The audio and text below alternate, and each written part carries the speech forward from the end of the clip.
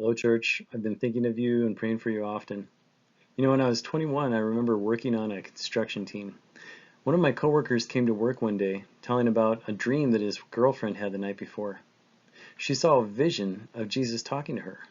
Before that, she wasn't a believer, but she woke up that day convinced of God's power and love for her. As a Christian, I was happy for her, but at the same time, I was a little bit jealous. I had been a strong Christian for a few years and had been serving in my church. I'd been praying for a vision. Many times I prayed, and I never received it. Now my boss, he was a Christian too. When I told him about this, he said, "Jacob, she needed to see this to turn and believe. You already believe." Today I want to look with you at a section of Scripture in which 3 of Jesus' disciples saw something that would strengthen their belief. We'll be in Matthew chapter 17. Just before this section, Jesus spoke clearly to his disciples on a few important issues. He clarified who he is, his plan to build the church, his plan to suffer and die, and the cost and rewards for following him, and his plan to come back in glory with the angels. The idea of the Messiah and his followers suffering did not fit with the disciples' expectations. Jesus assured them, however, that they would be rewarded, even if they died before receiving their reward. In English, we have the saying, seeing is believing. It's just hard to believe in something that you can't see. Jesus knew that, and so we'll see in this section how he comforted some of his disciples by giving them a peek at what he was talking about. Now let's look at Matthew chapter 17. Jesus took with him Peter, James, and John, the brother of James, and led them up a high mountain by themselves. There he was transfigured before them. His face shone like the sun, and his clothes became white as the light. Just then there appeared before them Moses and Elijah talking with Jesus.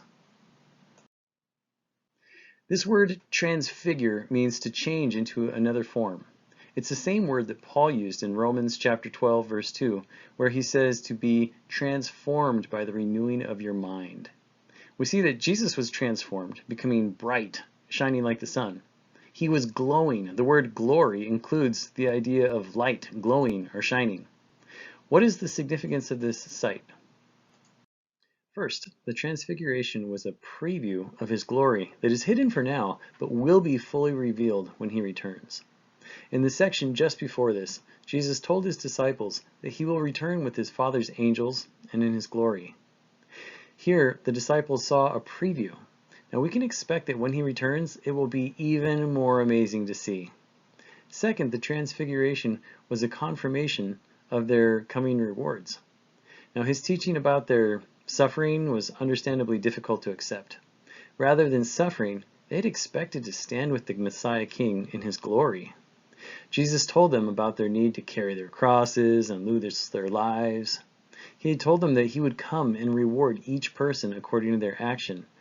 But that can be a little bit hard to believe without seeing.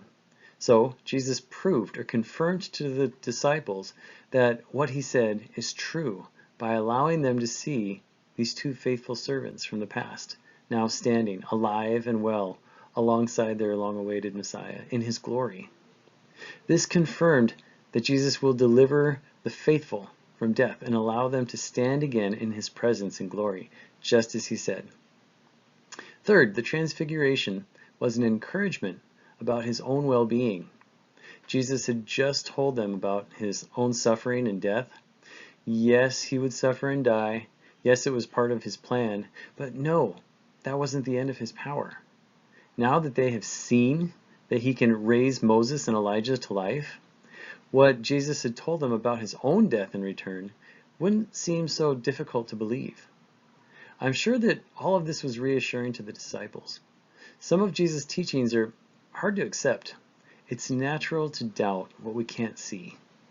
When these disciples saw this, however, I believe that it really encouraged their faith.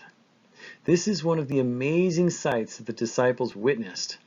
I'm sure that the disciples looked back on these moments as evidence or a foundation on which to build their faith. Like Paul, who said, "I know or I have seen whom I have believed, and I'm convinced that he is able to guard what I have entrusted to him for that day." Now, we didn't get to see what these disciples saw firsthand that day in the Transfiguration. Some of us have seen amazing miracles. However, for some of us, the only miracles that we've seen so far is the transformation in our own lives when we believed and obeyed him.